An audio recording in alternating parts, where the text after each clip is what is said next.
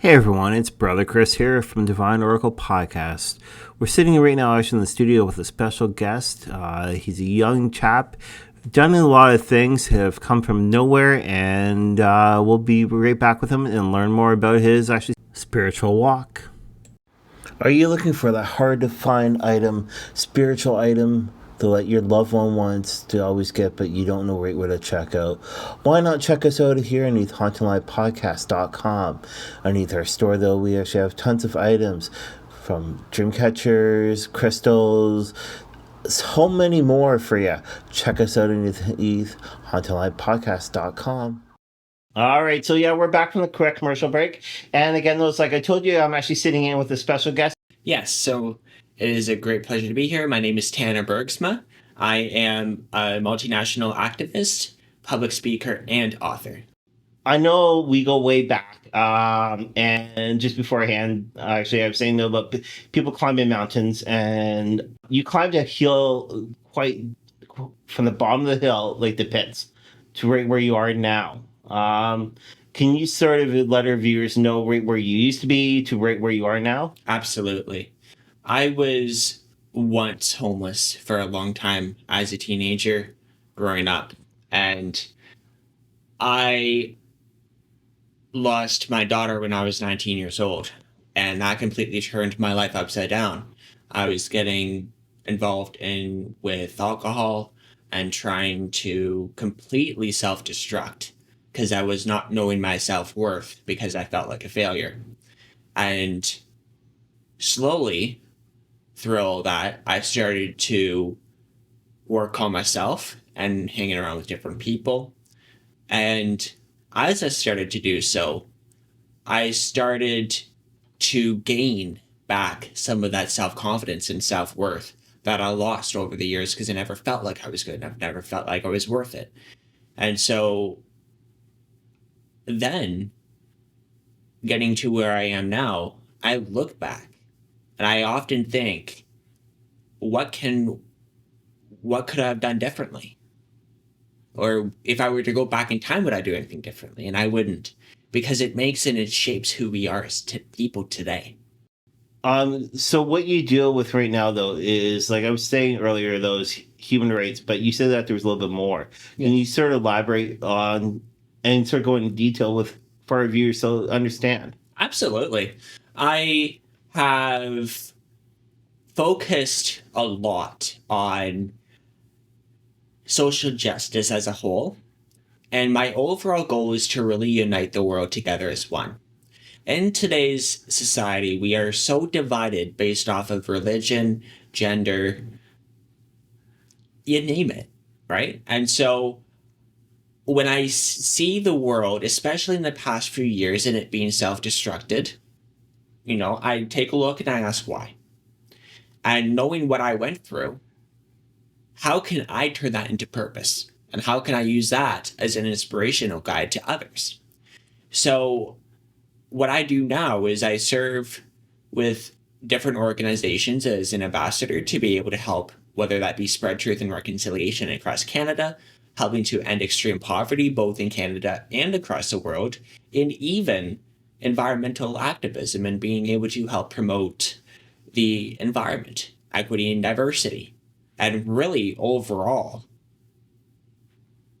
just the ability to make people understand that we have to unite together to solve global issues, right? I look back and I remember those times in my life where I never had people supporting me to where I was doing stupid things, making mistakes, and mistakes are setbacks. They really are. They're only setbacks and temporary obstacles in your long-term journey and growth. But some people are not able to overcome that.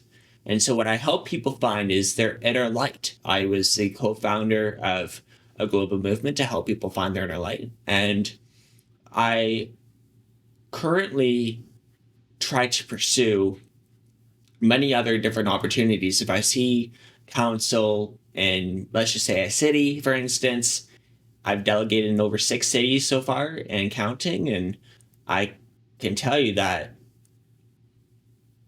in those times, I have been able to create some change and make people and make council aware, like, you have to be willing to get in touch with the people that you're making the decisions for, right? And I believe that we could become so removed as people that we don't often see each other's issues sometimes because we've wrapped up in our own trauma and our own hurts. And that's something that I used to go through. So I really help people focus on a solution and a positive mindset in terms of how we can work forward together. Okay, all right. Now, I know I see underneath one of your videos, it's actually underneath your Instagram, which is to do with Stratford Council. Yep. Now, I know Stratford, though, is a, sorry for saying it, this is Stratford, Ontario, for everybody listening worldwide, and it's in Canada. Stratford, though, is more or less it's a festival city, but the thing is, the council themselves, though, are bullheaded. They only see what they want to see. How was that for you going actually forward within the Stratford Council? Stratford Council, like all politicians, they're people. And people have different ways of being able to perceive things and certain biases that they convey, right? There are definitely a lot of challenges when we're trying to advocate for the people, because what they're trying to do is pass a 10-year housing plan without getting the public consultation. And what I am trying to make them understand is that they can't be passing a decision like that without consulting the people. A lot of times that I've noticed, there has been what feels like to me to be some obstacles in terms of understanding such information, because sometimes, as I said before, we can be so far removed from the reality of the world, and we can lose touch of what the normal person is struggling through. And that's what I think is happening. That's why we have been met with a lot of resistance. Now, having said that, there are a few councillors that are open-minded. We were successful in passing a motion unanimously to incorporate over 7 different key action points into the city's 10-year housing plan. So we did, as much as we faced those obstacles, we did have a win out of it. Going forward, it is going to be the continuous goal to be able to ensure that council, like all government, adhere to the decisions of the people. Now, what other areas, so besides to do with housing, because I know, though, that lately, though, is actually underneath your Instagram, though, that there's so much actually on there. What are some of the ones that you're working on right now?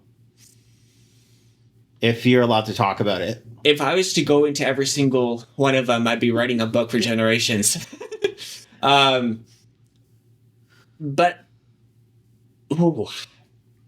one of the things that I'm working on currently in Canada is really...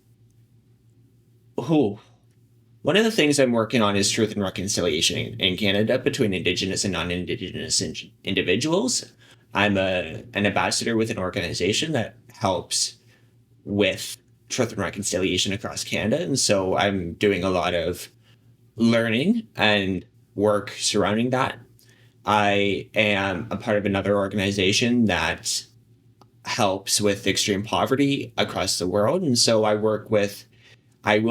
just got accepted into this position, and I will be working with governments from all various levels to be able to help tackle extreme poverty, both in our country and around the world. I am continuously getting stories of people who are struggling, that need help. And before, I was always trying to solve their problems, because I'm a people person. That's just who I am because of what I've been through. But now, what I do is I will refer, and because I have those contacts and stuff just to be able to help them. But I say, you know what? How can I knowing your struggles. What can I do to advocate for you to be able to change this country and to change this world? At the end of the day, you know, I talk about this in my latest book, The War We Never Chose. And I talk about the fact that in order to change the world, we must begin to first change ourselves. And I never really understood that point for a long time because I always wanted to change everything. Yeah. Right? And so going forward, what I've done is I've taken more of an advocacy approach in multiple different areas to help people get heard in whatever capacity that may be. Okay. So you were saying for the Indigenous reconciliation, sorry if I've slandered the word, but for the Indigenous community, compared to the non-Indigenous, sort of like with us here on the Divine Oracle podcast. What sort of boundaries have you come across, and what hurdles have you succeeded? That's a really good question. I've had a lot of individuals as I'm beginning to listen to a lot of individuals. There's a lot of stigmatism when it comes down to even non-status and status individuals. I have seen culture that once was stripped away getting erased. What I mean by that, for example, I have a person, I won't release names, but I had a person who was going through some things in his life, and he was trying to continue to pursue his dream as an Indigenous dancer. And because he wasn't status, even though he had all the paperwork and everything, but the government didn't qualify him, they told him that he shouldn't be doing it anymore. And I think about that moment. Why is it our government that gets to decide what our people are able to do and our culture? You see, this is the thing. Stigmatism happens anywhere in this country. But for us, we have a long way to come, because what once was erased, we think we can erase it with money, make the problems go away, and then go back to our old behaviors. Yeah. And as a person that was once homeless, I used to make the same mistake. So I'm not perfect by all means, and I've learned by my own actions and behaviors. But I'm noticing the government repeat that behavior consecutively when it comes down to truth and reconciliation. They want to give these individuals money to say, you know, you've been paid, so, you know, you can do your own thing. Yet there's Indigenous people that are going without clean drinking water. Why is that? If they were truly sorry for what they did, why are they going without? Why are the people that they apologize to going without the basic necessities of life, which is a violation of Section 7 of the Charter, not to mention all the other legislation, if they were sorry? That is not what sorry is. And we've lost touch. We've lost touch of what it means to be human. The one thing that I can say is that as much as these negative things have come through, we have the power to change within the present moment. And it's up to us as individuals to lead that change. And so I lead by example. I am not perfect, as I said, by all means. However, I do know that truth and reconciliation is important to me. And my work that I do, I help people have a voice. For those that can't speak up for themselves, I will fight for them. Yeah. And that is why some political people don't like me. but that's okay. I, I'm not a type of person to just point out the problem either. And a lot of my meetings, you will always see that I always would point forward for a solution because I'm a we thinker. I'm not a me thinker.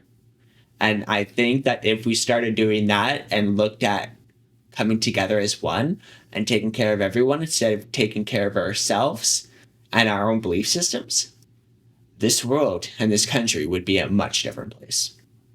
Follow us here at Haunting Live, our news shows, and we are honored to have a brand new co-host on our shows now. Yolanta Mary is our co-host, and she does a lot of work for us on the side and introduces people to the show and discusses different topics on the show. So we're really happy to have her here this season. So go check out our brand new episode. And we're back again from this cool, quick commercial break, though, that we just had. All right. So is there anything else that you want to sort of bring forward, like your book whatsoever, or other stuff that you're working on? I'm not here to self-promote, but I will say this. If there's one message that the world needs to hear, is that unity doesn't come from the talk. Unity comes from action. Love comes from action. It's a word. It's a verb. It's not a noun. True change happens when we look within ourselves. I never understood that growing up. It changed a lot of things for me, but it made me understand that the world will always have its perceptions of people. They'll always have perceptions of beliefs and culture. They'll always have that.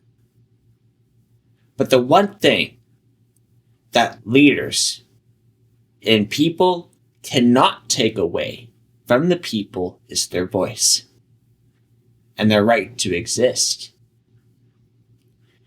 And the only way that we can unite a world as fractured and broken as this is to be able to change ourselves and let the ripple effects change the outside. I know for me it wasn't an easy journey. I had a lot of people self-doubt me along my journey, and I'm only 22, right? I used to get upset a lot. But I look back now,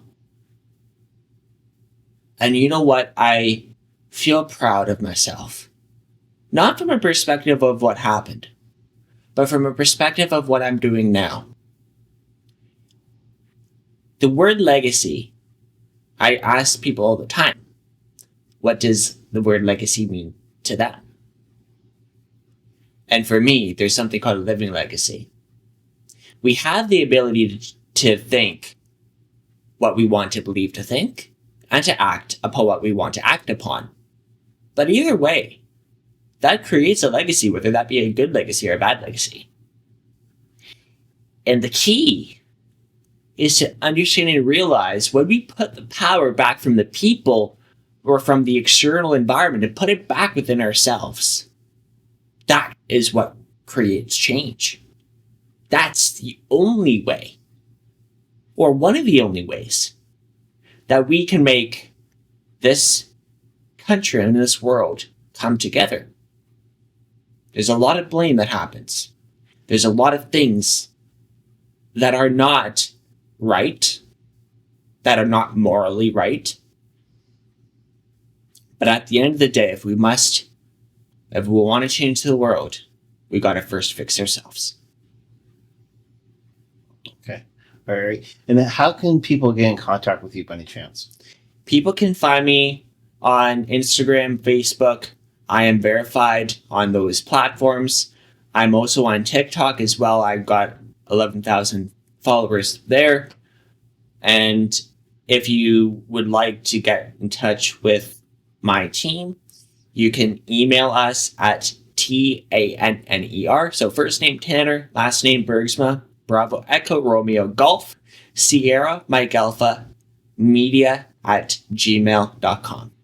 It's awesome to see a young starseed child like you, right, be able to put actions actually into this world, right? And I do say thank you very much for being actually on today's episode actually of Divine Oracle Podcast.